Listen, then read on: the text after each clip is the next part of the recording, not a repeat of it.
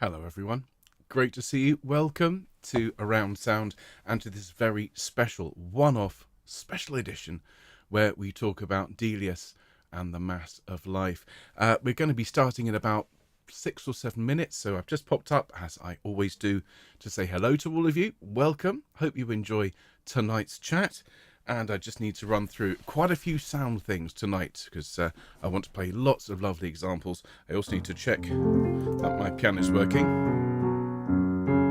Lovely to see you all. I shall say hello to all by name in just a moment, but just bear with me. I've just got a couple of buttons to press here. So let's check. Can we hear a bit of the Florida Suite? Let's have a listen. Nothing yet. Yes, there's a bit of a delay at the start of this one, must remember. There we go. Gorgeous piece, the Florida Suite. We should have On the Mountains, played by the Bergen Philharmonic. We know them. We should have The Mass of Life, Midnight Song. Stephanie's asking, how's the hut? The hut is nearly done, actually, Stephanie. All those who doubted whether or not I'd complete the composition hut by Christmas. In fact, it was the poll I saw when I was in Bergen. Will Ben complete the composition hut by Christmas? It's got doors, it's got windows, it just needs a little bit of trim around the inside, but it is there, and we're very proud of it. Do we have Sir Thomas Beecham in the wings, ready to talk? In a Mass of Life. We do. And I just want to check it. Just a couple of these, and now we know that this is largely working. Good. Lovely. Let's have a bit of the opening. This is the Beecham recording.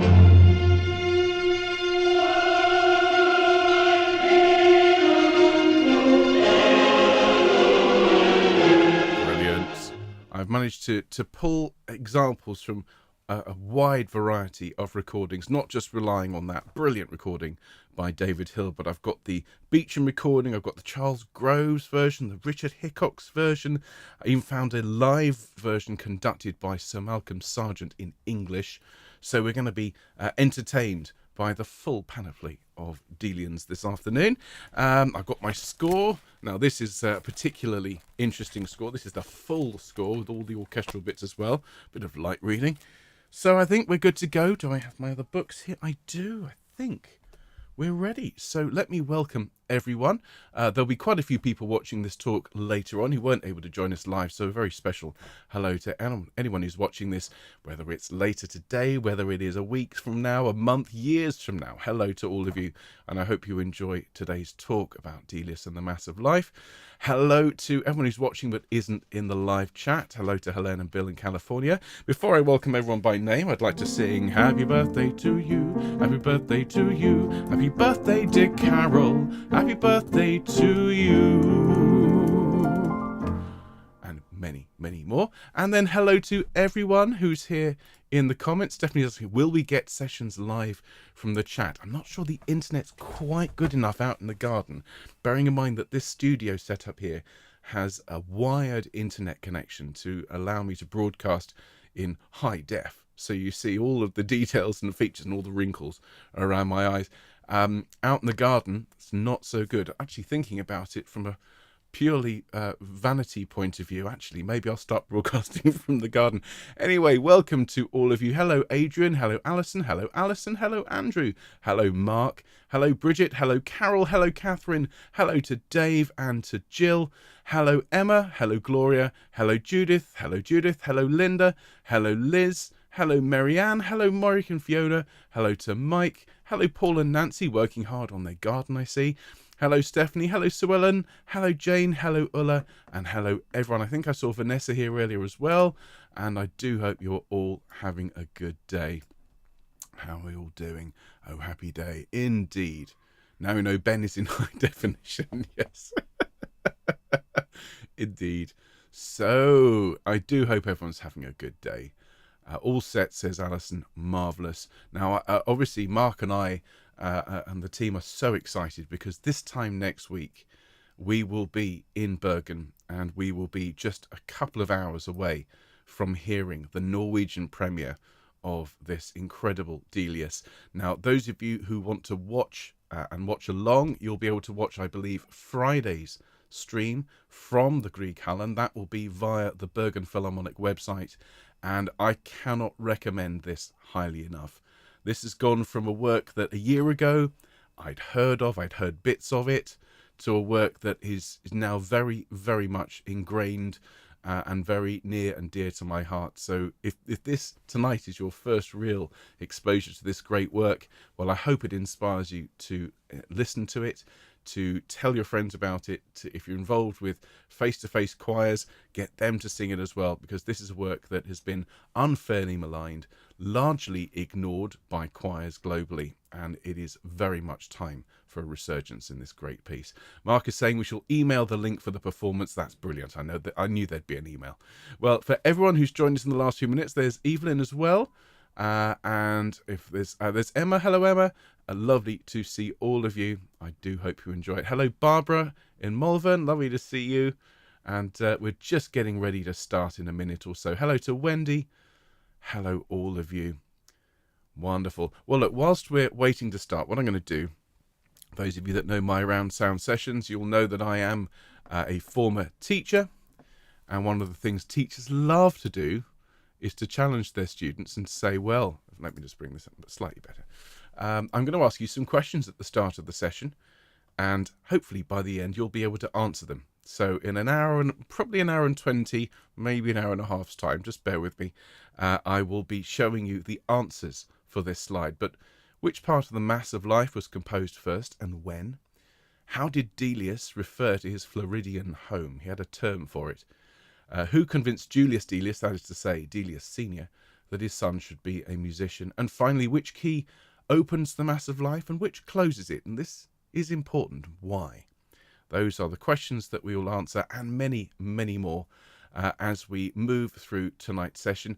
Do enjoy yourselves. Do make sure you've got something to refresh yourself. If you have your score, you're very welcome to use it, but everything I think you will need to know will be on screen as we go. And there will be questions, I'm sure, as we go through. If I can ask you to save those to the end, so when we get to the end of the session, I will hang around for a few minutes and answer questions if I can. And if I can't answer them, I'll do that very typical teacher thing and say, go away and find out for me. I'm sure between us we'll answer all those questions. So I think we should begin, and a very, very good evening to all of you. Welcome to a special edition of Around Sound. This is a one-off. We will be talking tonight about Frederick Delius and this incredible Mass of Life, which Choir of the Earth have been learning this summer in preparation for a unique project with the one and only Bergen Philharmonic Orchestra, who are next week performing the Norwegian premiere of this great work. And as we move through tonight's session, you'll come to understand why this is such an important premiere. But a quick outline of tonight's session. We'll start in a moment with just a bit of an introduction to dear Fred, and find out who he was, where he came from, and what led him to write this Mass of Life. We'll also talk in particular about Delius in Norway and his friendship with Grieg and why this was so important to him. We'll talk about Nietzsche's incredible text Also sprach Zarathustra, before we talk about the composition of the Mass of Life itself. And then we will jump in with both feet. We're going to spend a big block of time looking at the Mass of Life. I've got lots of examples. I'm going to be pulling out threads and pointing out little signposts and little Easter eggs for you to enjoy as you listen and appreciate this wonderful Mass. And then finally, we'll talk about why this work, I feel, has fallen into obscurity. And my coda, that the tale of our session will be to discuss, really, is this a Mass for our times here in 2022? Has the Mass of Life's time finally come? So let's get started, and I'm delighted to introduce you all to Frederick Delius. As you can see here, born in January of 1862 and died in June of 1934. He was born in Bradford in Yorkshire, here in the UK, and was baptized as Fritz Theodor Albert Delius. And he used the forename Fritz until he was around 40, oddly enough, around the time his father died. He was the second of 4 sons. There were also 10 daughters in this rather large and extended family. And his family, though they had lived in German lands near the Rhine for several generations, they are actually Dutch in origin, it seems. Now, the Delius family, very similar to the Haydn family, were very musical and enjoyed music, but the Deliuses very much preferred classical music, and Delius was drawn to the rich romantic textures and sounds of Chopin and Grieg, rather than necessarily the Austro-German sounds of Mozart and Beethoven, though, as you'll discover later on, he was paying attention when he listened to their styles. Now, the young Delius showed great promise on the violin, but his greatest love was improvising on the piano. And as a composer, you can hear that in his music, the freedom that he had, that often comes with composers who work at the piano, and the thick chords and the thick textures. This is very much evident throughout his work. Now, interestingly, Delius's father, Julius, ran a successful wool business, had several mills all around the world, and sent the young Frederick to work in the family trade. Initially, to the Stroud Mill, that's Stroud in Gloucestershire, which is about 15 miles north of where I'm sitting here in North Bristol. He was then sent to Germany and to Sweden. And there's a good reason for that. It wasn't because he was a tremendously successful business leader. In fact, kind of the opposite. The young Delius would often disappear for days on end. He neglected his duties because he wanted to go off and hear concerts and explore his love of music. And this was a common theme throughout his various postings. He would arrive and quite quickly disappear off in order to hear concerts. In addition to that, his life in Sweden exposed him to the works of the Norwegian dramatists Ibsen and Heiberg, which was a great turning point in his life. So although he was sent out to these mills to work and to kind of further the family cause, what he actually wanted to do was to become a creative, to become a composer, to become an artist. And there wasn't really anything that could stop him in that. And after several attempts, rather unsuccessfully, to get the young Delius to take more interest in the family business, his father Julius sent him to Florida to run an orange plantation. Now, some people believe that this wasn't Delius's suggestion, that this was his father's suggestion. Some people believe it was the younger Delius who suggested this.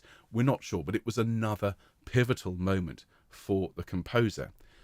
He found himself at Solano Grove on the St. John's River, 35 miles from Jacksonville. There's a little bit of Delius's Florida suite here. And as you listen to these themes, you can hear the water lapping at the edge of the river.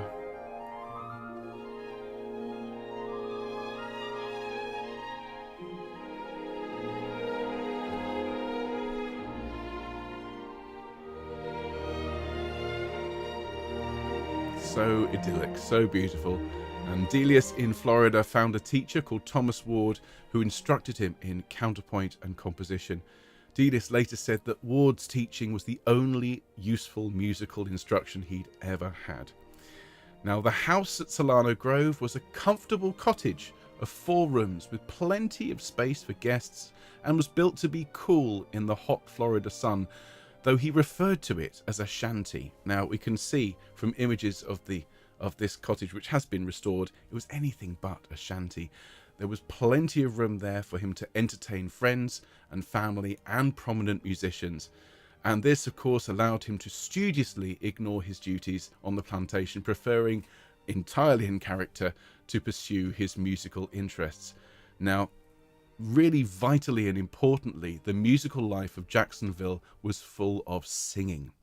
The African American workers in the town frequently performed vocal concerts, and as Delius lived on the river and there were boats passing him all the time coming in and out of Jacksonville, the deckhands, who were almost all African American on board these ships, were instructed to sing as they worked on the ships as they were coming in and out of town. So Delius heard a huge amount of beautiful singing. And this lovely quote here, William Randall writing in the Virginia Magazine of History and Biography in July of 1971, wrote, "Delius never forgot the singing as he heard it day or night, carried sweet and clear across the water to his veranda at Solano Grove whenever a steamship passed. It's hard to imagine conditions less conducive to cultivating oranges or more conducive to composing." So these particular textures, if you bear in mind that the singing of African American workers singing spirituals, these were not pieces that were written down with strict adherence to the rules of harmony, where you mustn't double the third and you can't have parallel octaves and parallel fifths and so on. None of that matters when you're singing from the heart. And so what that presented to Delius was a sound world that was very genuine, very heartfelt, and also harmonically was very thick in terms of its textures, and this is vital to his choral writing later on. Now, it wasn't just the music of Florida that had a big impact on his life.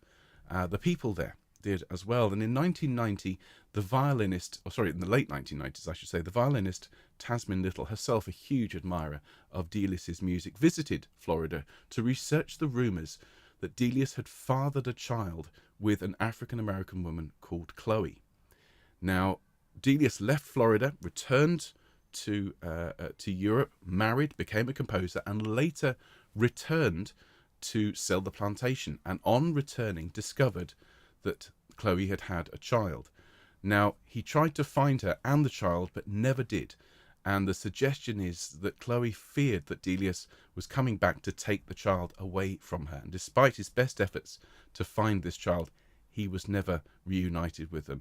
And Tasmin Little wrote, from that moment, his music took on that inimitable tone of rapturous regret. And if you have that in mind as you listen to Delius's music from this point onwards, from the later years of the 1800s and into the 1900s, you can hear that regret. You can hear that soulfulness, that humanity, that longing that would have come from an encounter like this. Now, in 1886, after so many attempts to get Frederick Delius to knuckle down and become a good businessman, his father Julius finally relented and agreed to allow his son to become a musician. He paid for him to study music formally, and Delius left Florida, returned to Europe, specifically to the Conservatoire in Leipzig. And here he was surrounded by the greatest musicians of the age. He was able to watch Mahler conducting at the Opera House. He was able to watch Brahms and Tchaikovsky conducting at the Gewandhaus. You know, this would have been just an incredible experience for the young Delius. And crucially, he was also there. It was there that he met one of his greatest heroes and most inspirational characters. This was Edvard Grieg, who proved essential in Delius's musical development. Now, obviously, Edvard Grieg was a pioneering composer of the Romantic era. He managed to incorporate Norwegian folk music into his compositions, much as Sibelius did with Finnish folk songs, bringing the soul, heart and joy of Norway to the world. And he is rightly lionized as a great figure in Norwegian music, and indeed is celebrated throughout the world. Interestingly, unlike many composers of the time, he was admired and celebrated during his life and remains so today, unlike those poor composers who toil away in obscurity only to be discovered after they've died. It was at a dinner party in London in 1888 that Grieg told, perhaps persuaded, Julius Delius that his son's future lay in music. And I love this story, particularly as somebody who is a great admirer of Haydn and Mozart. There are echoes here of that immortal conversation where Haydn, at his apartments when Mozart had just performed the Haydn quartets, turned to Leopold Mozart and said, "Your son is the greatest composer known to me." How must Julius Delius have felt to have such a great figure as Grieg turn to him and say, "Your son is a great musician"? I should imagine it brought him some comfort and some relief, particularly after all that time sending him around the world to work in wool mills. Now, Delius and Grieg became great friends. The two composers exchanged letters for years, up to Grieg's death and even beyond. Delius was writing to Grieg's wife, Nina. There's a very well-known and excellent book, which I have down here, which is called, as you can see here, Grieg and Delius, A Chronicle of Their Friendship in Letters. It's by Lionel Carley. And it's absolutely charming. This is all of their letters compiled, and what you get is a real sense of how these two composers, though there was quite a difference in age, they had many, many things in common. They shared a sense of humour, they shared a sense of playfulness, they shared a love of Norway and of its beautiful scenery. And here on this photo here, which I took when I visited Grieg's villa at Troldhagen, just outside Bergen, here is a picture of Delius signed on the wall, with some of the other signed photos that that Grieg had, I should say. And fascinatingly, most interestingly, this is in the heart of the house, right by the piano. So every time Grieg sat and played, Delius was looking over his shoulder. And that, I think, just tells you everything about the relationship between these two great men. Now, Delius loved Norway. This is clear from his writings to Grieg and from the sheer amount of time he spent there. 20 summers of his life were spent in Norway. He was inspired by the people, by their approach to life, and by the immensely beautiful scenery, in particular, the mountains. The epic scale and beauty of the Norwegian mountains and fjords had a profound effect on Delius's writing. As Andrew Boyle states in his excellent book, Delius and Norway, which you can see here, with his mountain scores, Delius strove to convey ideas about the human spirit as something essentially pure, exalted, strong, and free. Now, let's have a quick listen to a symphonic tone poem called On the Mountains, which was composed in around about 1891. And this particular recording is played by the Bergen Philharmonic, conducted by Sir Andrew Davis. Now, as we listen, particularly those of us who have already gotten to know the Mass of Life a little bit and perhaps know that wonderful movement at the start of the second half, After in Bergen, you will hear so many similarities here. But just bear in mind this quote here by Andrew Boyle, pure, exalted, strong and free. This piece just summons up all those wonderful emotions about being in the Norwegian mountains. Here we go.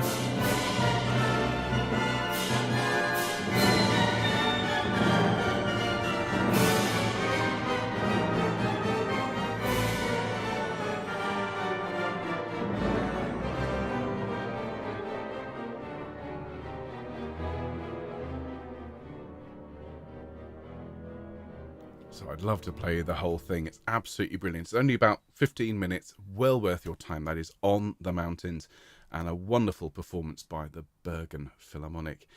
And you can really hear everything that Andrew was saying there, the stately melodies, the soaring strings, massive amounts of percussion. You know, this is a really, really profound effect. Bearing in mind, I've been to Bradford. There aren't many fjords around there. You know, this is something that Delius would not have experienced before, and you can just imagine being swept away by that wonderful scenery. I've been lucky enough this year, some of you know, to visit Bergen a couple of times, and every time I do, I get a little bit of what Delius must have felt. It is a majestic and splendid place.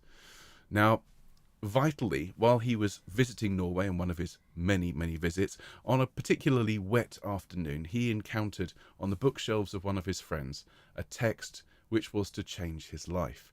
He first encountered Nietzsche's Also sprach Zarathustra on the shelves of a Norwegian friend with whom he was staying. And as Erik Fenby, who was a vital character in Delius's life, he was the composer's amanuensis. Now that is the person who becomes the composer's hands in later life, the person who writes down all of his music.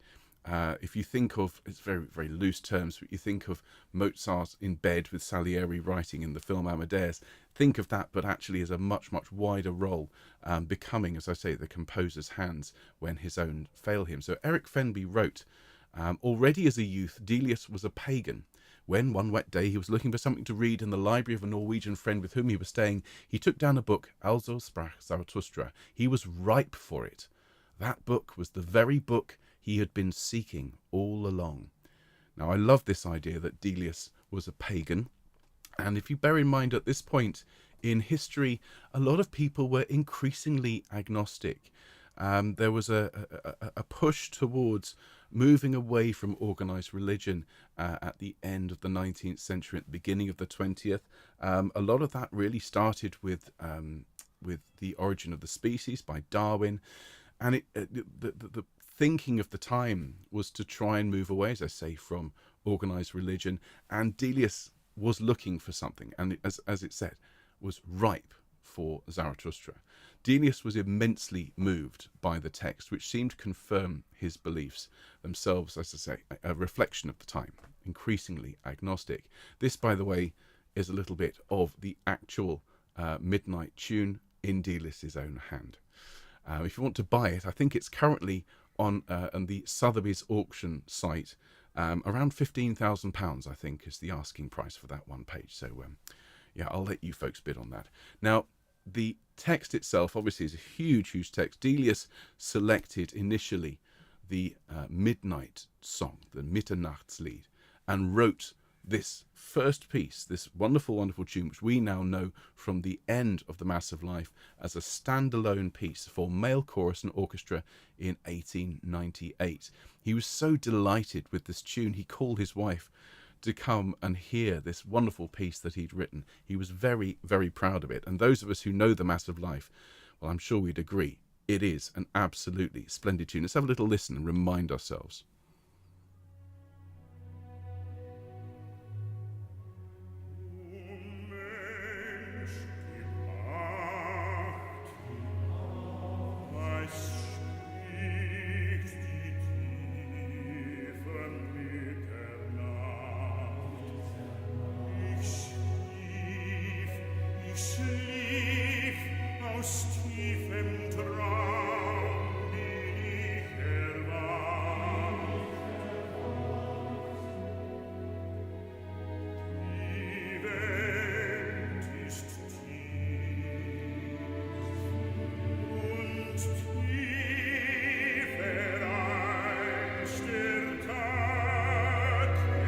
This line, deep is its woe.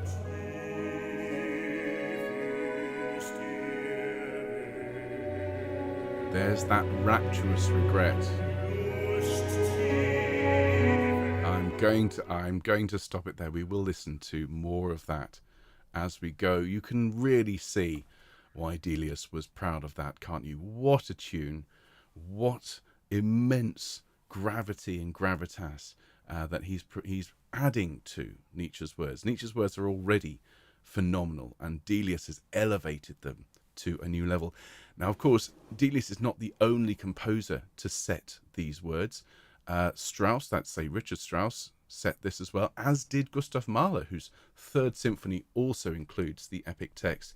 It translates as, and the translation is by Norbert Mein, "O man, beware, what speaks the deep midnight? I slept from a deep dream I have awoken. The world is deep and deeper than the day. Deep is its woe. Desire deeper still than heartache. Woe speaks, perish, but all desire wants eternity, wants deep, deep eternity." And this is the message of the Midnight Song, and ultimately this is the message of the Mass of Life. Now, Delius was so excited by this piece, and in particular was massively excited by the reception to its first performance in Basel. They absolutely loved it. And he wrote to Grieg, and I read it in this lovely book, and he said, it went really well. Everyone loved it. And Grieg wrote back, "Congratulations on Basel. Do send me the piece when it comes out." What a pity it's from Zarathustra, though. I have to think of Strauss, and I have no stomach for Strauss. I'm not sure that's necessarily the reaction that poor old Delius wanted, but I think ultimately it worked out well in the end. Now, Delius working closely with this chap here, this is Fritz Cassira, he selected extracts from the text. The work itself contains all sorts of different writings, and the text that Delius selected were the more lyrical, eschewing the more pagan sermons of Zarathustra. He chose only the sections which expressed the great ecstasies and humanity of the great figure, as these presented, I think, the best opportunity for musical expression. So it was a very careful selection process. It wasn't just starting on page 1 and setting it, choosing, cherry picking, if you like, the very best sections to allow him to present them with the very best music. Now, The Mass of Life was completed in 1905, and it was given a complete performance in London in 1909, conducted by this fellow here. This is Sir Thomas Beecham, a great wit, raconteur, conductor, and great musician. He was also a friend and great champion of Delius's work. Now let's have a listen to a little brief extract of what Sir Thomas Beecham had to say about the Mass of Life. In A Mass of Life, which I have hinted might be considered to be his magnum opus, you see this attitude toward music in its fullest development. It is, from beginning to end, a work of affirmation, a celebration of earthly things, what people are doing, and it is a hymn of joy. That does not mean the joy is expressed all the time in riotous sound and jovial and exhilarating accents. It is not. There are moments of extreme power. There are moments of high exaltation. But a great deal of the Mass is emotion remembered in tranquility, to use the words of Wordsworth.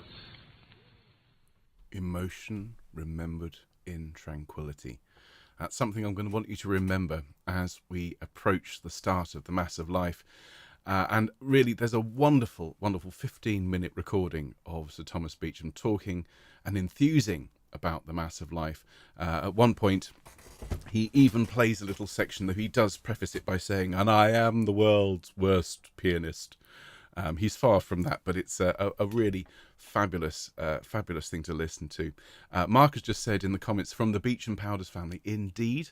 Those of us in the UK have known Beecham's pills and Beecham's powders. A little aside, he wrote a little ditty, which was "Hark the herald angels sing, Beecham's pills are just the thing. 2 for an adult, 1 for a child, peace on earth and mercy mild." Little advertising jingle at the start of the 20th century. Now, anyway, let us talk about the Mass of Life. It is an enormous undertaking. It is not to be taken lightly. The Bergen Philharmonic are a wonderful, wonderful orchestra, and here they are, here, standing outside the Grieg Hall and holding up their instruments, and it looks like an enormous band. Well, this photograph does not contain the full works here. You would need about another 50% on top of this number of players just for the orchestra. So the orchestration is here, to the left here. You can see here, now we've got 3 flutes plus piccolo, 3 oboes, cor anglais, bass oboe, which itself is quite a rare instrument these days, 3 clarinets, bass clarinet, 3 bassoons, and double bassoon. The double bassoon is the bass, the contra bassoon, which replaced the ophicleide, which was Mendelssohn's preferred instrument. You then have 6 horns, 4 trumpets, 3 tenor trombones, and a tuba. Then we get to the percussion, and those of you watching at home going, what do all these mean? Well, timps, timpani, obviously. GC is grand cassa, that's bass drum, big drum. You've got snare drum, cymbals, we've heard those already quite a lot tonight, castanets, triangle, glockenspiel, tam-tam, which gives you the gong sort of sound, and bells, 2 harps, not 1 harp, 2 harps, and then strings. And look at the numbers of the strings: 16, 16, 12, 12, 12. That's 16 first violins, 16 seconds, 12 violas, 12 cellos, and 12 double basses. This is a massive orchestra. That's before you get to the choir, which is a double choir. So that means you have 2 lots of sopranos, 2 lots of altos, 2 lots of tenors, 2 lots of basses. Sometimes they are set as first sopranos are higher than seconds, but often Delius is making great demands on the singers and will expect even second sopranos to sing top A's and higher. And he also has written for 4 soloists, that being soprano, mezzo-soprano, tenor, and vitally baritone. Now, often when composers write for double choir, they will have them join up and double up. And quite often in this mass, Delius does the same, but he really does expect a huge amount from the double choir, pushing them, I think, beyond the sort of limits that you'd expect from normal choral works. The soloists likewise are used in a really interesting way. Zarathustra, performed by the baritone, largely stands alone, and the soprano, mezzo and tenor operate as a bit of a team. And so Zarathustra is a lonely figure, both in terms of the content of the mass and in the way he's portrayed musically as well. And the baritone's often singing against the trio or entirely without them. The exception to this, of course, being the finale, when everyone comes together, unified in this ultimate realization and grand final conclusion, and so on. Now, there's a number of interesting musical Easter eggs throughout the Mass of Life. The first is the use of tonality, keys. Now, I said at the start, I asked you a question, what key do we start in? Well, I'll tell you now, the opening movement of the Mass of Life, and much of the first half really, is in and around the key of F major. Now, F major is a very powerful key. It's often associated with strength, power, with anger, with rage, with struggle. So I get this. It's a very, very strong sound. The Mass finishes firmly and resolutely in the key of B major. Okay, and B is sometimes a bright key. It's also a very relaxing, homely key. Now, the reason that I have got this rather complicated symbol on screen, this is known as the circle of fifths, and this shows the relation between the various keys. Starting at the top, the 12 o'clock, with C major, which has no sharps, no flats. Now, if we look just to the left of C major, you will see the key of F major, which has one flat in it. If you look at the opposite, so if F is at 11 o'clock, if you look down at 5 o'clock on the green there, you'll see B major. It is as far away as it is possible to get tonally. If we listen to F, now if we listen to B, it's a long way away. It's a tritone away. You can't get any further away. If you go beyond B, you start coming back the other way. And this is important. This shows that throughout the Mass, we start with struggle and we end in peace. We have travelled. We have moved as far away from where we were at the start to where we are at the end. A journey has taken place, and that, I'm sure, is entirely deliberate. Something else to note is the use of this midnight tune. Now, some people think that it appears for the first time at the end of the third movement of the first half, but Delius is a clever cove. He sneaks it in various places. Now, this midnight tune, the O Mensch, gib acht, which we've already heard a little bit of tonight. Well, if you look here, again, to my left, you can see this is the accompaniment figure for the second movement, which is we'll talk about in a minute. And if we just look on the left hand, what do you see? There is the midnight tune. It pops up in various places. See how many of them you can spot when you listen later on. And another key aspect is the use of this bell-like motif, which you see at the very last movement. And it forms the accompaniment to the O Mensch, gib acht, was spricht die tiefe Mitternacht. Now, these bell-like figures appear in most of the movements, sometimes hidden, sometimes disguised. Here we are in the very first movement, and we can see the bass is here on an A. So there is hidden in the bass section, and this again pops up throughout the Mass, and it's almost like at the beginning it's upside down. By the time we get to the end, it has established itself, this bell-like figure. But Delius, as I say, very clever, hiding all of these little aspects. Why? Well, it's something composer does to weave the tapestry of music so that it all is related to itself As we listen, this is all on a very subconscious level. It means by the time we get to the end and he presents the midnight theme, not once but twice in its entirety, we are prepared for it, as the words would say, prepared and ripe for this glorious, glorious tune. And one of the things to talk about before we launch into a discussion of the music is the characterization of the main character. And now, bearing in mind, this is a mass, or at least it's said to be a mass, but it is more than that. It is a drama. It is a grand statement of joy. And the everyman, the character that we empathize with, is obviously Zarathustra. He is our way into this mass. And I feel there are very few works that hang on such a human and empathetic lead character as this one. His role throughout is to largely stand alone, at least until the end. And this is something he himself comments on at the end of the first half. The character, I think, with whom Zarathustra shares most traits is Elijah. That is to say, Mendelssohn's Elijah, who has, he's such a great character. He has a real temper. He also has a great sense of humour. Call him louder, he heareth not. Perhaps he's sleeping, perhaps he's on a journey. Zarathustra tells all the higher men, as we'll hear in a minute, to dance, to stand on their heads. These great figures, these baritones, these huge, huge voices, I feel there's a lot in common. And the thing they have most in common is their humanity. It's one of the reasons we love Elijah. It's one of the reasons we love Zarathustra in this piece, because we can feel, we can empathize with them, their emotions, their fears, and their frailties. So everyone, let's start. This is the Mass of Life, and it opens with an explosion.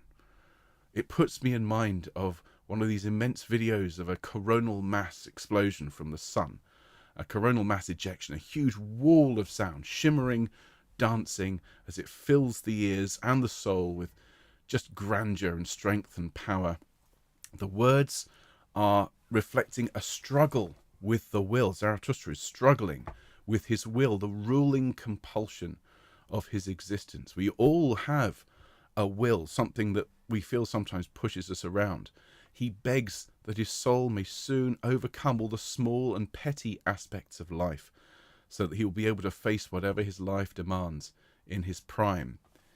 And we've all got petty things in our life that can tug at us. Doesn't matter what it is, but this first movement is very much about that struggle that we all feel. And musically, this titanic struggle, as I've said already, in F major, typically a key associated with religious sentiment and often with fury and anger, it stretches the choir to its absolute limits. It's pretty tough for the orchestra. They've got a lot of big sound to make, but it's the choir that are made to jump through some astonishing hoops. Top C for soprano, top B for tenor, top Fs for altos and basses. Doesn't matter whether you're a first or second. Delius expects you all to jump through those particular hoops. This is a very challenging movement. Fascinatingly, the struggle is shown, I think, musically in the clash, the combination of the accompaniment against the choir. Now, you would expect an accompaniment to accompany and to support, not in this first movement. You have triplets in the orchestra. That insistent F over and over and over again. And against the triplets, the choir are singing in duple meter. Now, for those of you for whom that just means nothing, compound time is, as I've just said, 1, 2, 3, 4, 5, 6, 7, 8, 9, 10, 11, 12, Duple meter is the square sounding 1 and 2 and 3 and 4. And the two don't match, they don't meld, they are against each other. So you have Oh, du mein Wille, du wende alle Nord. So all of those dotted notes, wende alle Nord, are going against the accompaniment. Why? To create that tension, to create that clash, to give you that sense of the struggle, of the wrestling with the will. In addition to that, some of the things that the singers are asked to do, I've never seen written for a choir before. The basses, for example, are given some fast-moving lines that would not look out of place in front of a virtuoso cello section. You know, we're not talking about a simple bass line that just goes up the octave and sticks to a pedal note. No, the basses are given acrobatic lines, and that's to say nothing of what the other sections are expected to do. Why? I think this again indicates this never-ending struggle of Zarathustra with his compulsions and, dare I say, his pettiness. Now, some of the imagery that we get in this opening movement is just spectacular. It evokes enormous energy and power. Translated, some of the words are: a bow desiring its arrow, an arrow desiring its star, a star prepared and ripe for its midday, for its victory. And Delius somehow manages to take these incredible sentiments, these incredible statements, and elevate them with his music, which is not an easy thing to do when you consider this is some of the grandest and most eloquent statements I think I've ever seen for a choral work. Now, by doing this, of course, he has to match the grandeur and majesty of these statements with music that is just plain difficult and epic, and not just for the performers but for the audience alike. You are thrown into this epic struggle from the very first bar.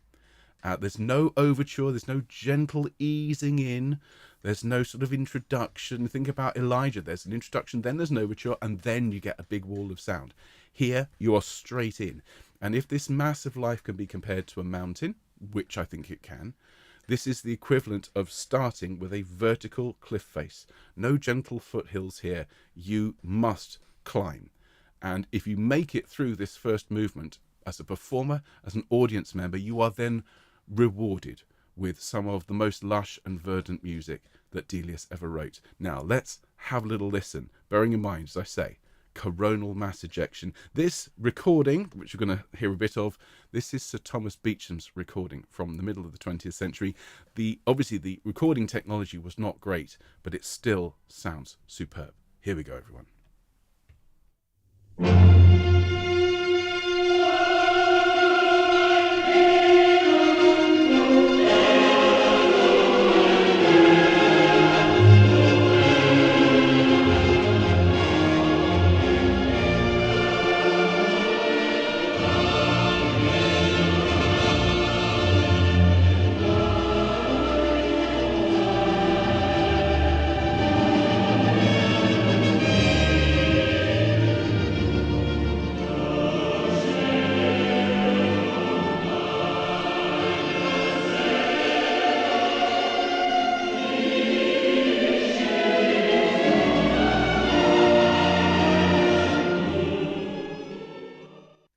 Absolutely spectacular music. As I say, already within the first 2 pages, expecting the choir to do some incredible acrobatics, and it doesn't relent.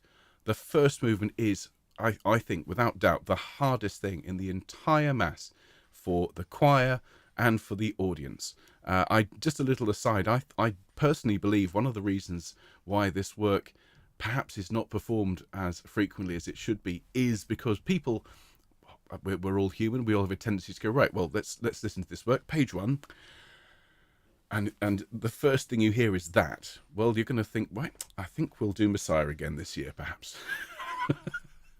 But as I say, if you can get through that first movement, and it is absolutely fantastic, it really is, you are then rewarded with some absolutely phenomenal music. Now, the second movement does not involve the choir, it doesn't involve the soloists, it does, however, involve Zarathustra. We meet him for the first time, and having struggled and in part succeeded to overcome his will, the second movement is the Song of Laughter. And in this very short recitative, really, Zarathustra encourages all higher men to honour laughter and dance. He sings for all men to be light of foot, and indeed even to stand on their heads. Where have you heard this before in a choral work? You know, this is something completely different. He declares laughter to be holy and says that they as higher beings should learn to laugh. Now, musically, this movement starts in a related key to the opening movement. We've said we're in F major. This movement begins in B flat, and you can hear those two chords and indeed keys are very closely related, but he very swiftly moves from B flat to B major, which we've already mentioned before. This is the ultimate destination of the Mass. B major is a brighter, wilder key with strong passions, and ultimately moves to D major, which is a key associated with triumph and celebration, and throughout history has been used for, countless glorias and even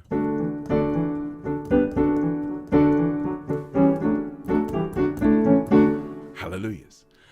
So this is very much Delius using tonality, using harmony to just tickle the back of our brains to go, you know this key, you know what this is associated with. This is all about laughter, having fun. Stand on your head.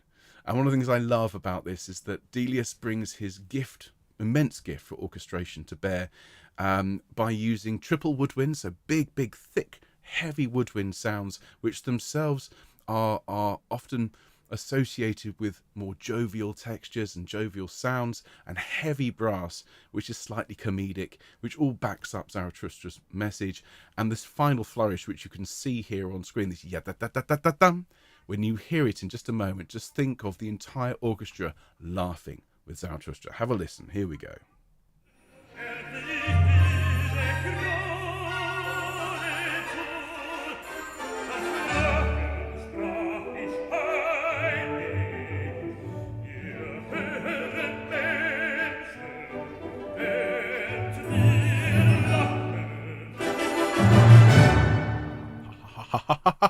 At the end, absolutely brilliant. Now we move then to the, by the way, that was the Charles Groves recording from 1971. That was Benjamin Luxon, the baritone. A brilliant recording there.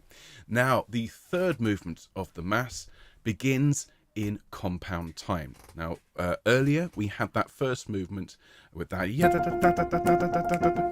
the actual movement's written in what's called common time, which is a straight key. This is actually in compound time in 12/8, which gives you a dance-like feel. And this is very important because this third movement is all about a dance, a really important dance, as life, the lover of man, dances enticingly before Zarathustra. A series of soloists, that's soprano, alto, and tenor, comment on this relationship between man and life, whilst life, portrayed in this case by the sopranos and altos, rather coquettishly flits above and around them, growing in confidence and ultimately musical complexity and dynamic intensity. Let's have a listen to the start of this movement. It's very, very gentle, and it's as if life is just toying with us, just introducing itself gently whilst the soloists sing on this theme. Here we go.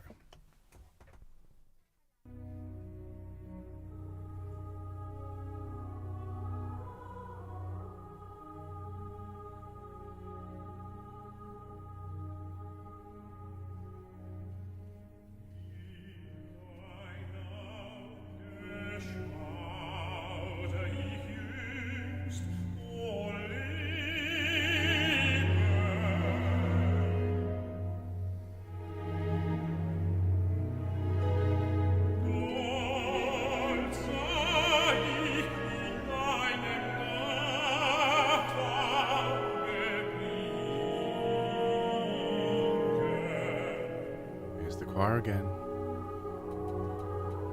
almost as if they're in the distance. Absolutely beautiful. This, by the way, is the Richard Hickox recording from 1997. Now, as this develops, the soloists start to sing with each other and around them. As I've said, the sopranos and altos almost prance, sing as la la la la la la la la la la la la, almost as they're teasing us and leading us on. And it, hang on, that's the one. Let's have a listen to the sopranos and altos in full coquettish mode. Here we go.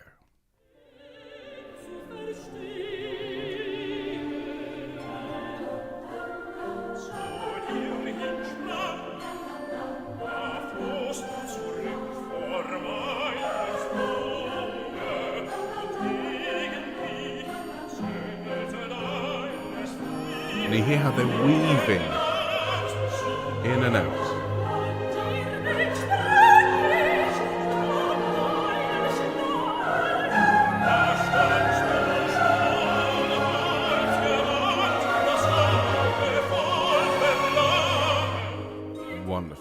wonderful.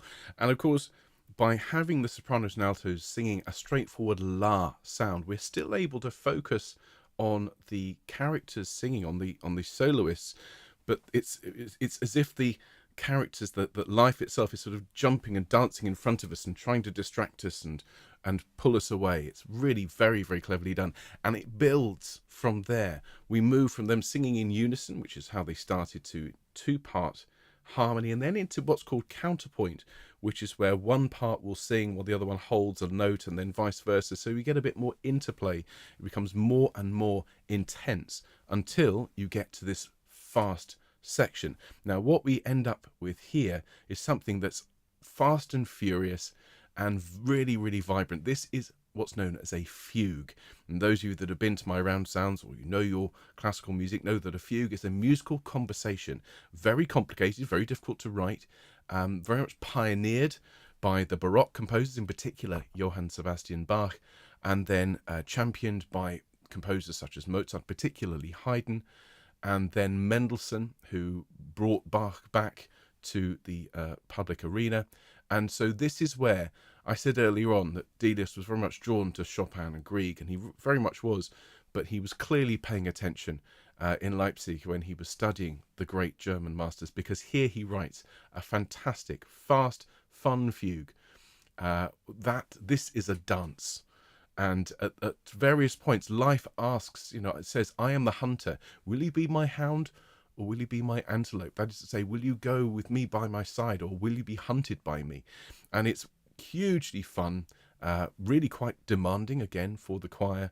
And it builds to an incredible climax, a massive, massive crash, with many, many virtuosic sections for the choir. That is to say, very, very demanding. Some of the most difficult choral music, I think, you will ever see in the repertoire, punctuated by several dance-like interludes, more lovely la-la-las, and it builds to an almost unbearable ecstasy before it falls back, exhausted, and the la-la-las gently soothe Zarathustra in his joy. Let's have a little listen to this, the ending of this amazing movement.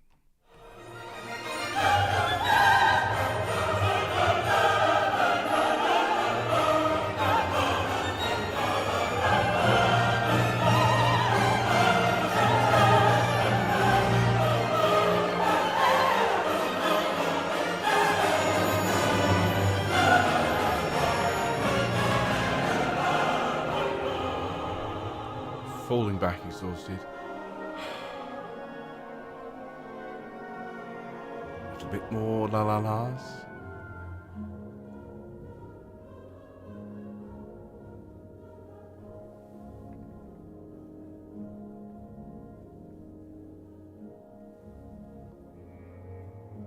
Little bits of doubt creeping in here, though. Little bits of worry. An alto solo bursts the bubble of contentment, warning Zarathustra that his intentions towards life are not true and pure enough. Life, worried, retreats from Zarathustra, singing how when the midnight bell tolls, he will choose to forsake life. And here, as the alto soloist sings this warning, the basses introduce this immortal midnight song, which we heard a bit of earlier on, the Mitternachtslied, which will ultimately end the Mass. And finally, the soprano soloist brings this movement to a close, singing of life and Zarathustra looking on each other, overcome with emotion. Life was never so dear to Zarathustra, and they both sigh and weep together.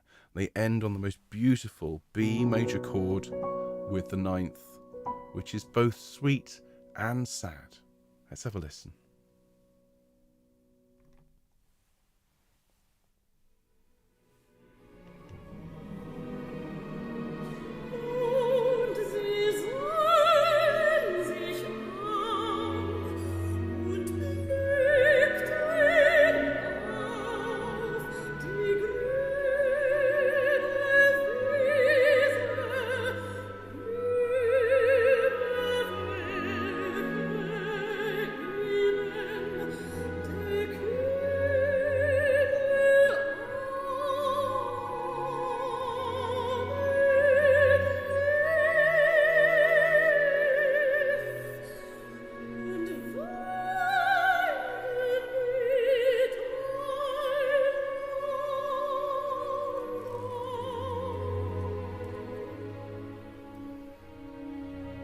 there's that sad and beautiful chord. They sighed and wept together. Now this, of course, puts Zarathustra in an interesting place. For the first time in the Mass, we have the first sign of real strife and trouble. The world sleeps. The hound howls at the moon. Zarathustra is filled with doubt and darkness following his dance with life and the subsequent rejection. He says he would rather die in darkness than reveal his midnight heart's deepest thoughts. The choir are used in a really kind of slinky, slidey way around him, as if symbolizing the creeping dread of his innermost struggle. He sings with the choir, "Now dead am I, and all is over." Suddenly, at the text, "Wer soll der Erde Herr sein?" Who shall be the earth's master? The choir explodes in dynamics, as if suggesting this building up of frustration and tension. Finally, a brief reflection on the midnight tune, this time related to the struggles of Zarathustra with himself in the dead of night. Those times in our own lives where we've lain there at 3 o'clock in the morning, just worrying. I think we can all empathise with Zarathustra at this point. Let's have a little listen to the section where the choir come in and sing, "Who shall be earth's master?" And you'll hear here also in the orchestration, Delius bringing all of the darker sounds out of the orchestra to, again, just tickle the back of our brains to remind us of how this feels. This isn't Delius being necessarily programmatic. He's not telling us how to feel. He's just presenting the music in a way that provokes that emotional response in us. It's very clever. Now, warning, this is quite loud. Here we go.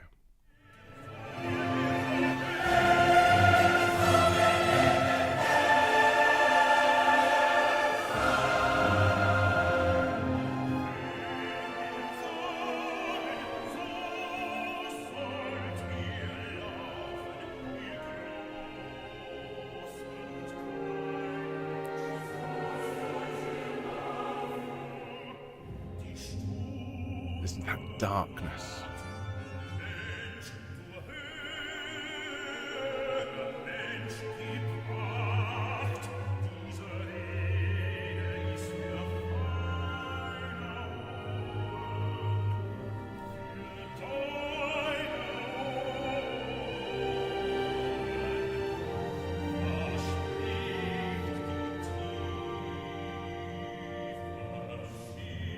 Was spricht die tiefe Mitternacht? What speaks the deep midnight? At this point is, what does his heart say in the middle of the night? Now, we are reaching the end of the first part of the Mass. Bearing in mind that this is a somewhat lopsided work. The first half is not actually the first half. It's more like the first third. But there is a very clear end point to this first part, and it's not what you'd expect. I think that's the thing about this Mass. It subverts your expectations at every opportunity. You might expect at the end of the first half to have a big rousing finale to the first half to tell everyone it's time to go and have your interval drinks, but no, there's no crashing finale here. It's a soothing nighttime idyll, and Zarathustra, I think, makes some of the most important realizations of the entire Mass in this movement. We return to the key of F major where we started, but rather than being loud and aggressive and full of struggle, it's soothing. We have a time signature of 6/4, which is lilting and gentle. 1, 2, 3, 4, 5, 6. 1, 2, 3, 4. So it's tranquil and steady.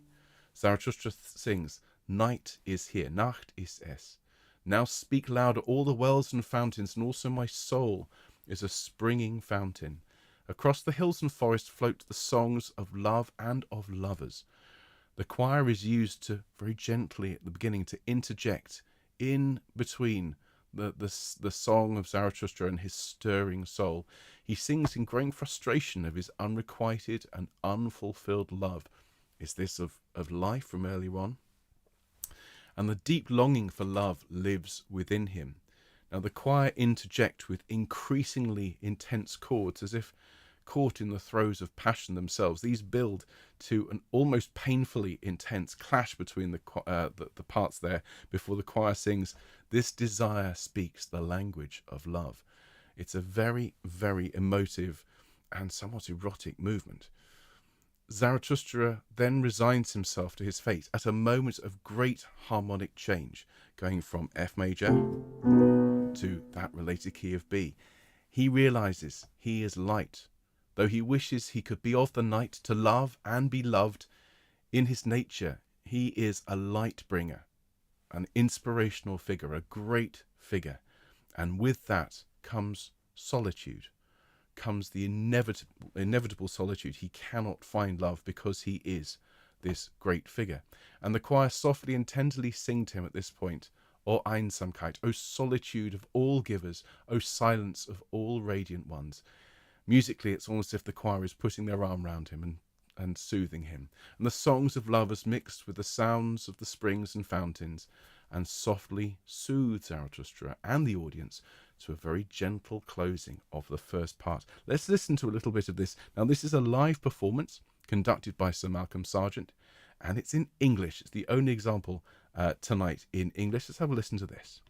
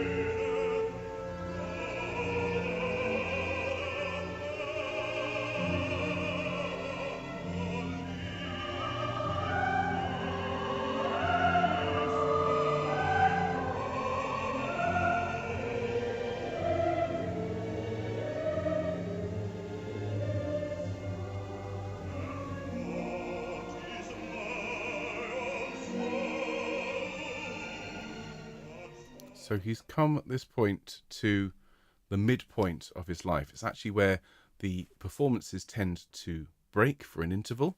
And in the Bergen Philharmonic performance next week, that's where indeed they will take an interval. But we've reached the peak, the top of the mountain at this midpoint of the Mass. The second part opens with an astonishing orchestral piece, Auf den Bergen, on the mountaintop. And we heard earlier on the Mountains, that symphonic tone poem from a decade or so before the Mass of Life.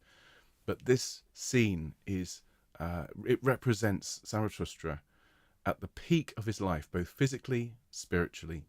He is on the top of the mountain and just contemplating the life around him. And it's not grand and crashy and full of lots of symbols. It is actually the sound of one person experiencing this beauty. You've got to think, I suppose, that Delius made his way to the top of one of these mountains, perhaps alone, and sat alone with his thoughts and imagined them reflecting back to him, which is what he depicts here.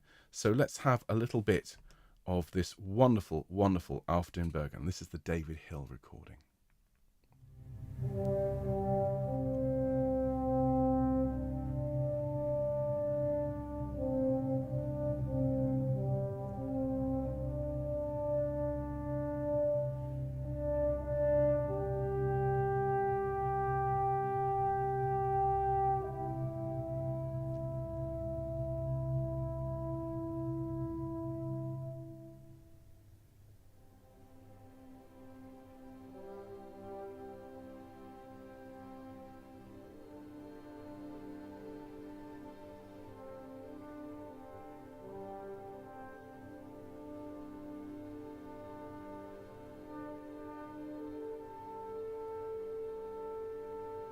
Lonely horn reflecting back, echoing back. It's very Wagnerian, isn't it? It's a gorgeous, gorgeous piece. Absolutely wonderful and really evocative. Bearing in mind, as I said earlier on, how much Delius loved Norway, you can hear that in the music here. Now, from this very contemplative and meditative state erupts the first movement of the second part. And at this point, it's worth pointing out, if you hadn't already realized this, but the two halves there's a lot of symmetry going on in the Mass of Life. Each part opens with a loud choral introduction, a sort of wall of sound. The second movement in each part is Zarathustra meditating on something. The third movement is a dance. The fourth movement, things get darker. The fifth movement is gentle and contemplative. And in the second part, there is a sixth movement that wraps things up. So this movement where the choir come in, as I said, it's an eruption. The choir and orchestra at full pelt sing Herauf nun herauf, upwards now, you great midday. It's an explosion of joy, as Sir Thomas Beecham said. The bright sunshine echoes from the mountain tops to the roiling sea. The choir sings with multiple heroic figures. Musically, you get this. These upward sixths. 1, 2, 3, 4, 5, 6. This figure is associated with heroes and high emotion. And Delius often produces strings of these, not just one, not two, sometimes three, to really give you that sense of elevation and majesty and power. And this movement expresses the power of man's noontide, the peak of life, when you are at your absolute best, physically, emotionally, mentally, you're at your strongest, with all the confidence and assuredness that that can bring. And this huge movement represents the peak of the mountain, the pinnacle of the Mass of Life. The orchestra is massive. The choir is back in 8 parts, having had several movements where they were singing together. Here they are in that big, thick texture again, harking back to the opening. They work like a team of sailors on board a ship, heaving and straining against the crashing waves. Interestingly, as I've said, this being the peak of the Mass of Life, the movement is in what we call ABA form, where you have an opening section, a contrasting middle section, and then the opening section repeats. Doesn't happen anywhere else in the Mass of Life. There's a little bit of repeating in the first movement. This is very clearly ABA. Why? Well, it's the top of the mountain. So you have the Arise, Herauf bit leading you up to the very top. We'll talk about that middle section in a minute, which has lots of solo and builds to a magnificent choral crescendo. And then the A section on the other side is almost like you're starting to come down again. So it forms a beautiful triangle, the peak of the mountain. Now, the middle section, as I've said, is initially given over to a trio, and the choir is just putting in a few decorations. But then the choir come in with this incredible triumphant statement: neighbor of eagles, Nachbarn den Adlern, Nachbarn dem Schnee, neighbor of snow, neighbor of the sun. And it is bright, vibrant, glorious, fantastic music. Really stirring stuff. And then the choir return with an almost identical restatement, as I said, A, B, A. This time ending with strong, affirmative, what's called modal chords. You get this sound on the words werdet hart, which means be hard, as in toughen yourself, be hardened for the journey that life presents you. Let's have a little bit of this eruption. And this is the David Hill recording, so it's quite loud. Here we go.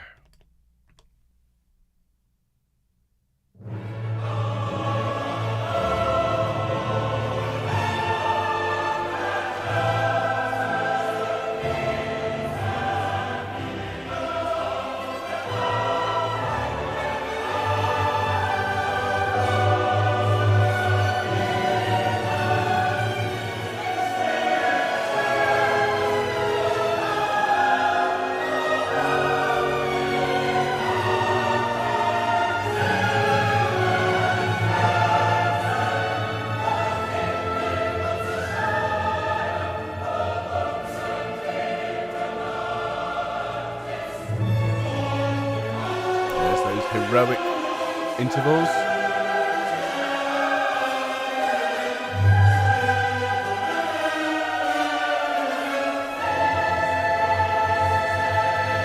Here's Werdet hart. Be hardened. There we are. Now, following this first movement of the second half, as I say, there is symmetry. There's a mirror image of that song of laughter now Zarathustra muses on music, in particular the song of his lyre. And he sings to the lyre, "I love your quivering, drunken sound." He sings slightly enigmatically about the lyre and how it sings of a scent, a breath of eternity, an odour of bliss and rapture, of drunken midnight's joy in dying. And here we hear again, he sings, "The world is deep and is deeper still than the day." Let's have a little listen to Susa lyre.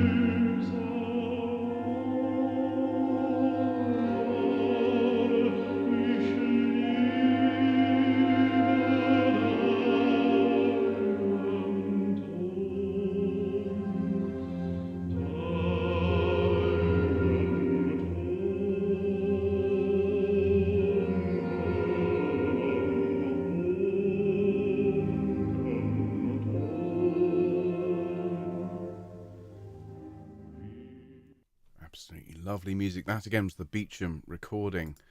Now, part 2 continues with the mirror image of part 1's Dance with Life. This time the dancing is not of life, but a group of beautiful maidens who are dancing in the forest, and Zarathustra is wandering in the forest and he interrupts them in their dancing. Now, initially, the start of this movement is a beautiful, highly Wagnerian orchestral prelude, which is one of my favourite bits in the entire Mass. It sets the scene, this gorgeous pastoral scene, before the la la las of the female chorus enter. More la la las. And here it's much more ornate, much more elaborate. In the first part it started quite simply and fractured slightly before that assigned Tanz. Here the texture moves from 2-part to 4-part female harmony. Soprano 1, 2, alto 1, alto 2, and it's very, very difficult. Requires great skill and vocal dexterity on the part of the choir. And you also hear more mystical overtones. When you listen, you might be reminded of film scores and particularly the sounds of fantasy films, Lord of the Rings, that sort of thing. Now, of course, all these composers who've written film music over the last 120 years or so, well, they all knew music by Delius. And Delius's orchestration, Delius's sound world is so important to the development of film music. You listen to Max Steiner, you listen to John Williams, you listen to Howard Shore, all of these great film composers, they all know Delius.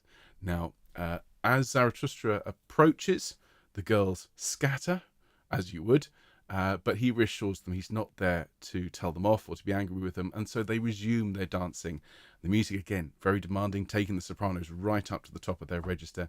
One thing to note as you listen to this movement, and particularly when you get a chance to listen to it in its entirety, is that the time signature, that is to say the collection of beats, changes sometimes all of a sudden. So you might be in 6/8, 1 2 3 4 5 6, da da da da da da da da da. Sometimes you'll be in 9/8, 1 2 3 4 5 6 7 8 9, da da da da da da. Sometimes in 12/8, and sometimes it will move from one to the other with no warning at all, which creates a kind of wild feel to the dance, slightly uneven. You never know where it is going next. And at this point, Zarathustra is in the evening of his life. His reflections are increasingly on the coming night and the deep midnight. He wonders why he's still alive. What's his purpose now that his glorious midday is fulfilled? And as he ruminates and thinks on this, the young girls dance away into the forest, leaving the memory of their dance, which echoes back as if into eternity itself. And Zarathustra falls asleep in the sunshine. Let's have a little listen to just a little section of this very, very complicated, very beautiful La La Line.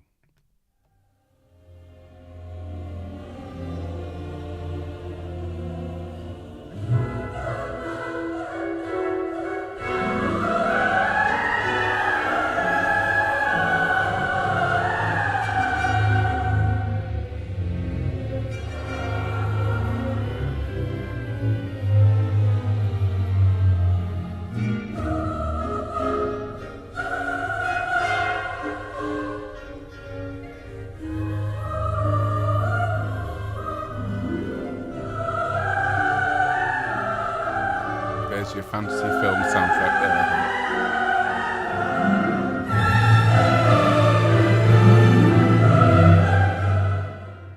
Wonderful. Absolutely glorious music.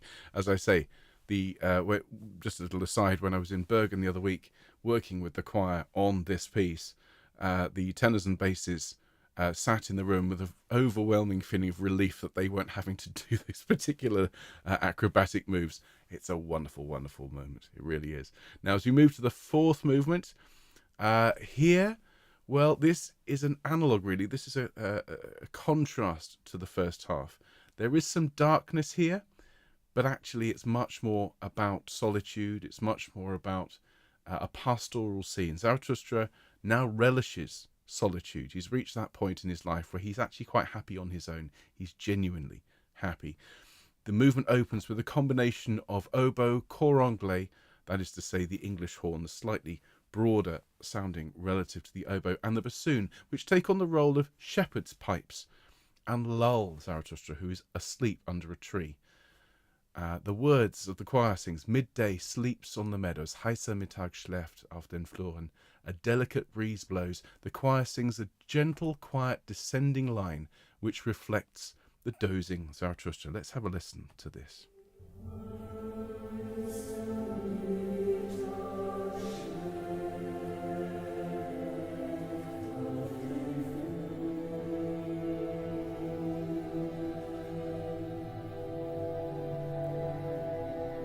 There's that cor anglais.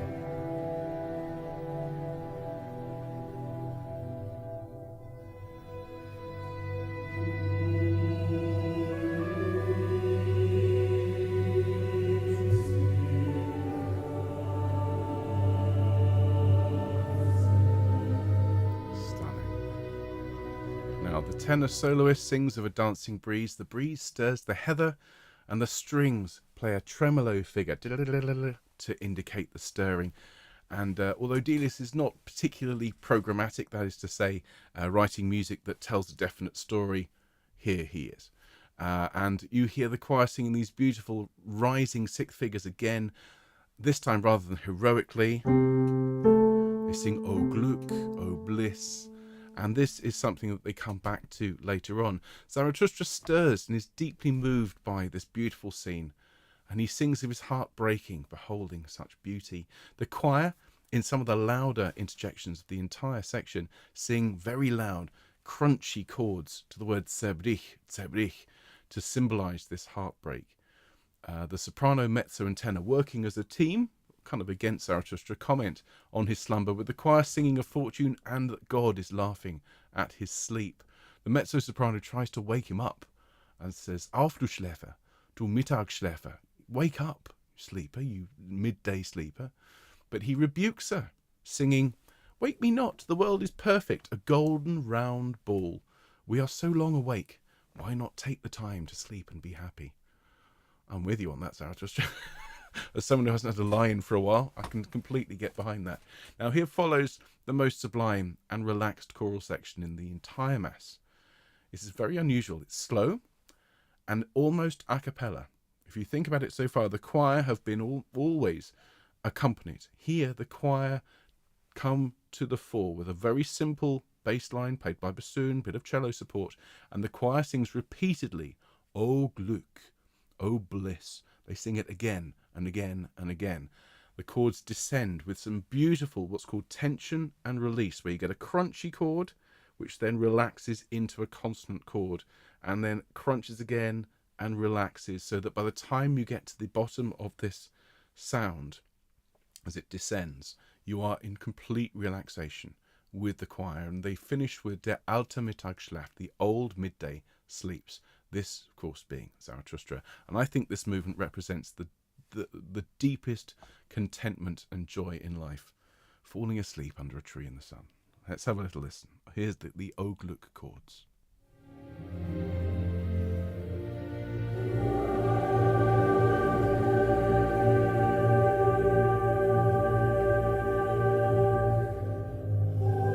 Crunch and resolve.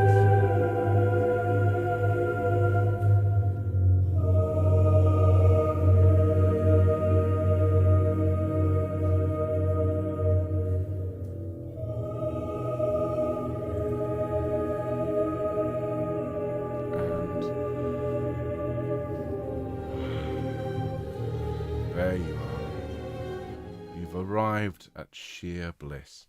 Now, the fifth movement, the penultimate movement, is known as the Song of Rapture. Zarathustra is in the eventide of life.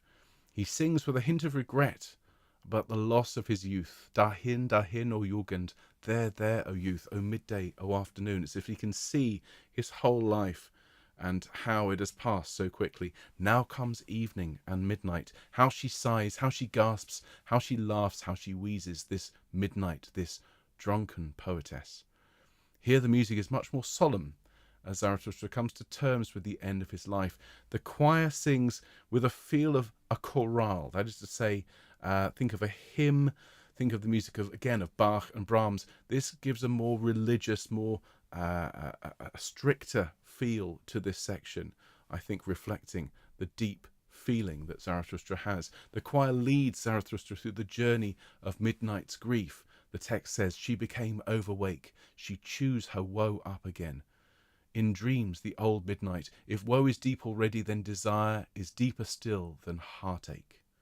Now this revelation moves the choir through some of the most luscious harmonies in the Mass towards an incredible unison moment where everyone sings, Lust ist tiefer noch als Herzelein, tiefer noch als Herzelein, deeper still than heartbreak. Let's have a little bit of this chorale. This is Dahin, dahin, O Jugend.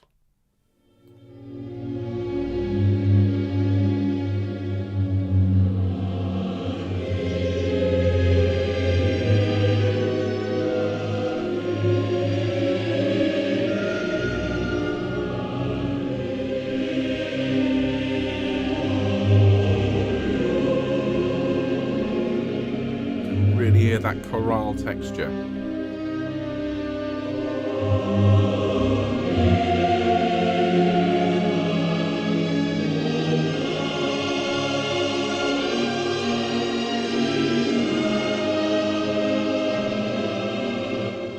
It is absolutely sublime. I'd love to play the whole thing, but I'm aware time is against us. So we need to move now to the finale of the Mass of Life, which is an extraordinary weaving together of all of the strands of the tapestry, all of the themes, whether they are overt, whether we've been introduced to them very plainly, whether they've been hidden away in the background. It's also a celebration of the journey undertaken, from this frenetic, furious struggle with the will in the opening chorus, to those seductive la-la-las of the dances, the wrangling with doubts and fear, the peaks of the mountains at the bright noonday, and the gentle slumbering of the evening of life. We have arrived at the great midnight and must think about what lies beyond. Zarathustra is now at the end of his life. He invites us to come with him and walk in the night. He sings of secrets that have been told to him in the darkness and of things that can never be said in the day. Now, in the background to this, you hear bass instruments such as the low strings and the bass clarinet. They feature very prominently, perhaps to suggest these deep secrets of life and death. The orchestration here is lush, absolutely heavenly, and again, very, very Wagnerian. Have a listen to the very opening of the sixth movement.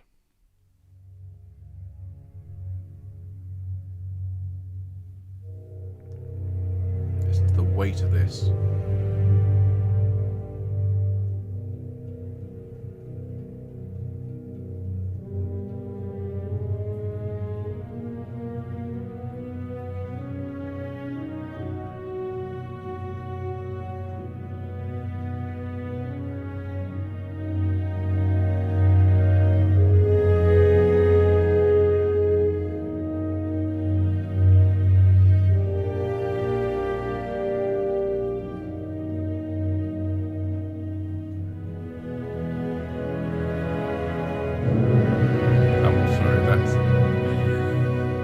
That's Wagner, isn't it? Right there. Absolutely immense music with such depth, such gravitas. Now, at this point, after an introduction by Zarathustra, the Midnight Song finally returns and is sung in full by Zarathustra, first with the tenors and basses interjecting, echoing into eternity, with most of their words soft, but the word Herzeleid, I should say, heartbroken, is sung very loudly, a very deliberate choice, harking back to that rapturous regret of Delius.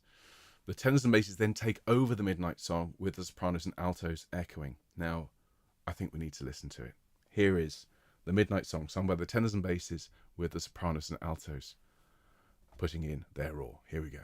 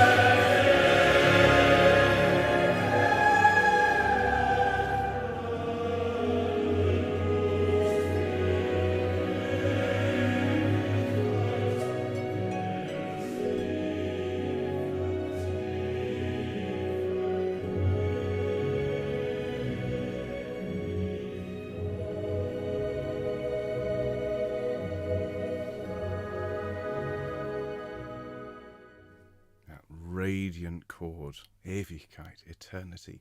What a tune. Isn't that phenomenal? Absolutely phenomenal. Now, the work builds to a stately, magnificent climax with the soloists finally united, having spent the entire work keeping Zarathustra at arm's length.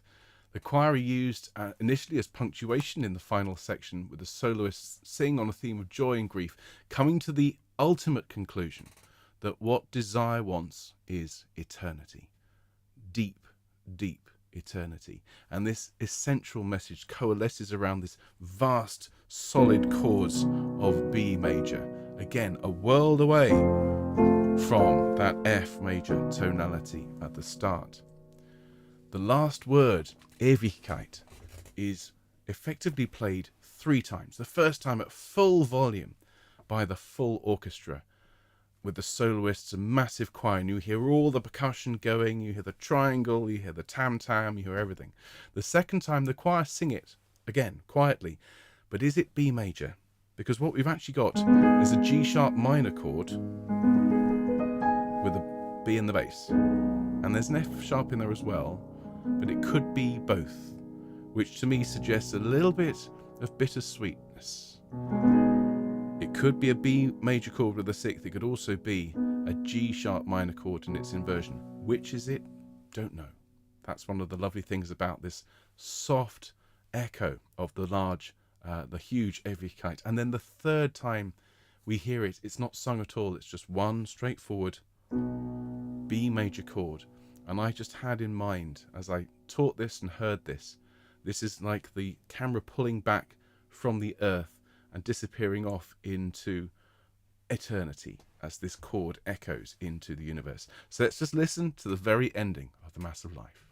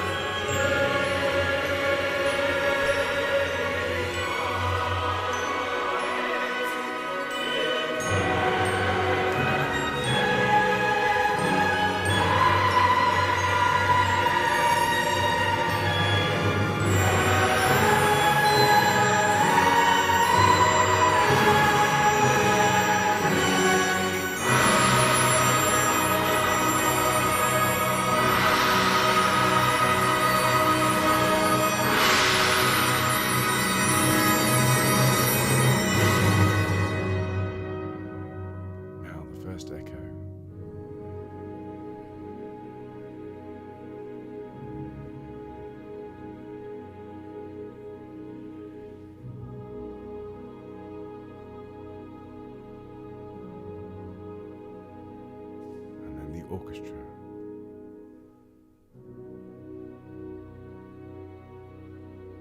It echoes into eternity.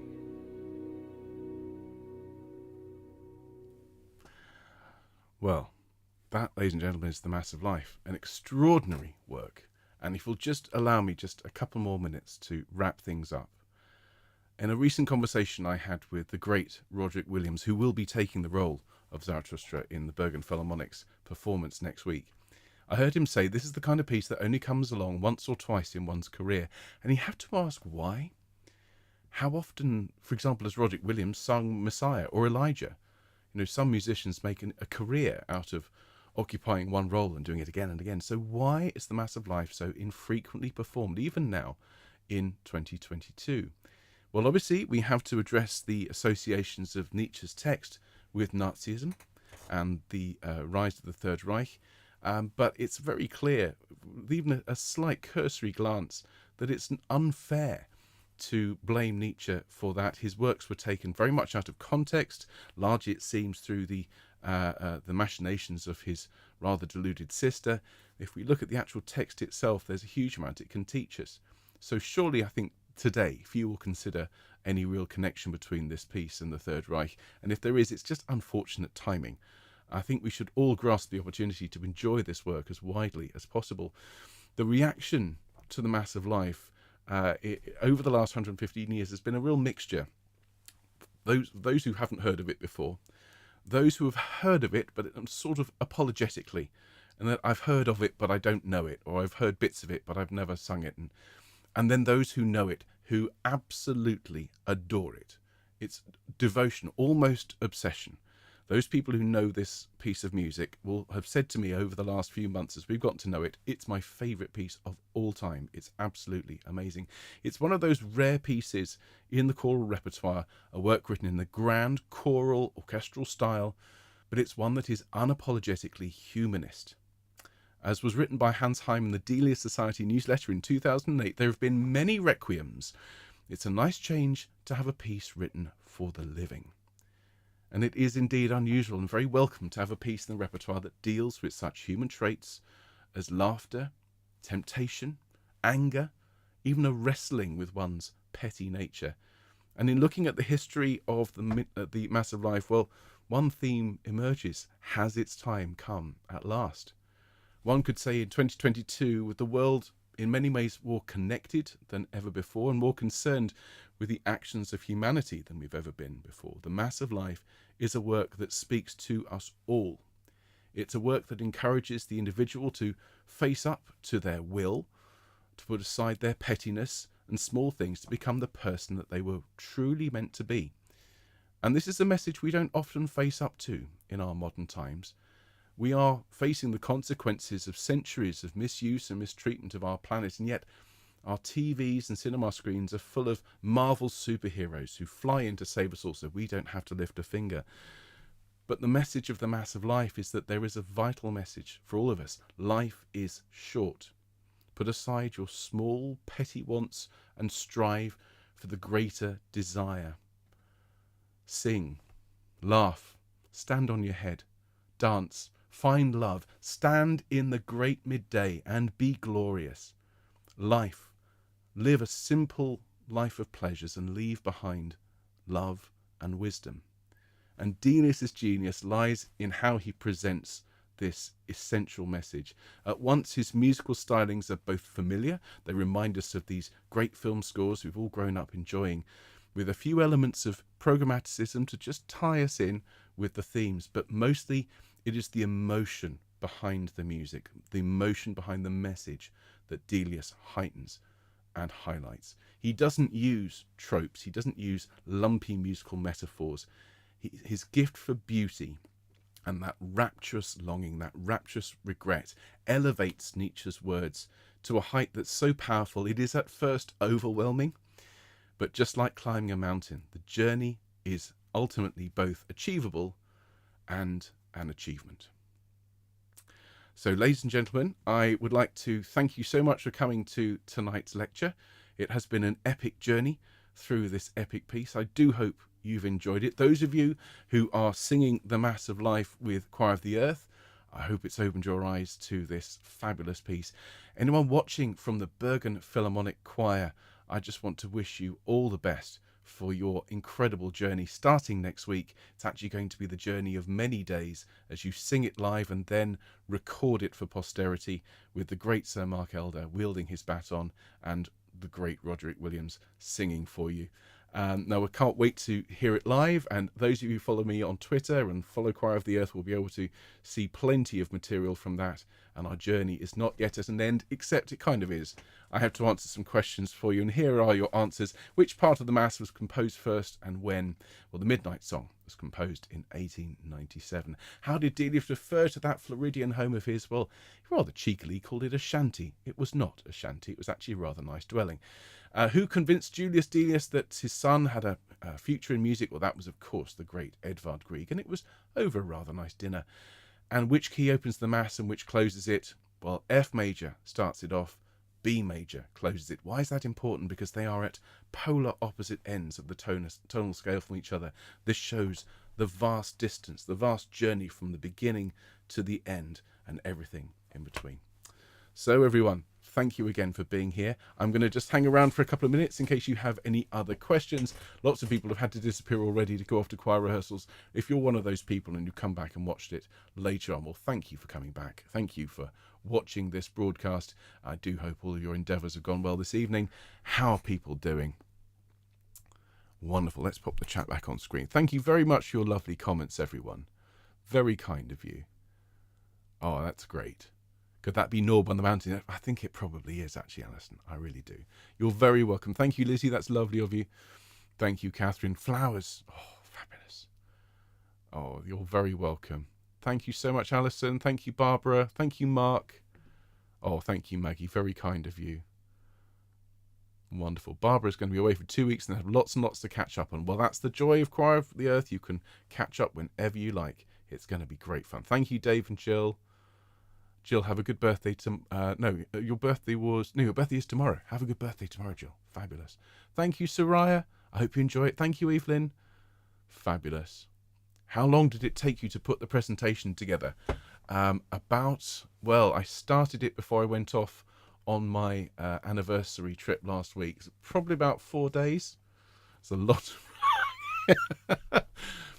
You can't half do a work like this. You really can't. You've got to put your whole heart into it. I think that's the thing with this Mass of Life. It is a labour of love. Whoever does it, it's not the kind of thing that you'll ever do to make money or to have an easy time of it.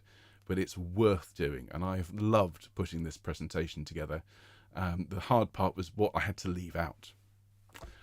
Mark says, do you think we might see a revival of this work? We're going to do everything we can, don't you agree, to make sure that happens? I think it is long overdue. I feel that the big misconception, as I say, is people listen to the first page and go, nope, let's do Vivaldi Gloria instead.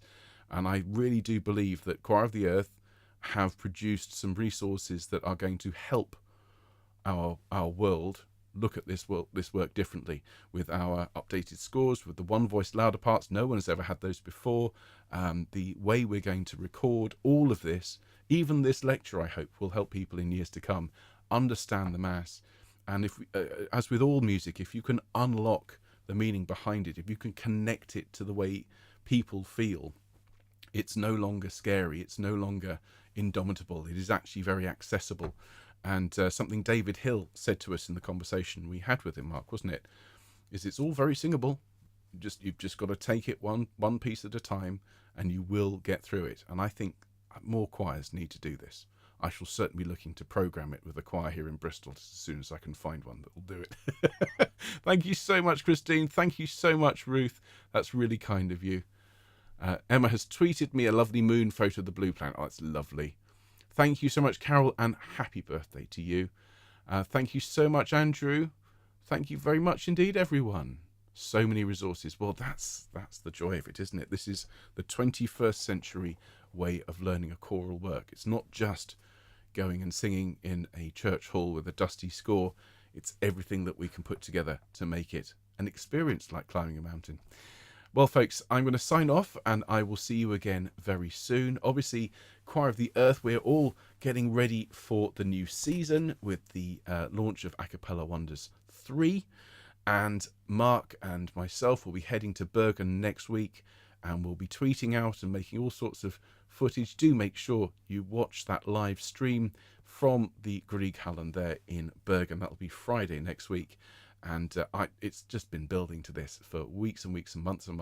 Can't wait. And of course, once that's done, we get to sing along with them. What a fantastic project. In the meantime, everyone, enjoy the rest of your evening. If it's your birthday today or soon, many happy returns, and we'll see you soon. All the best, folks. Take care.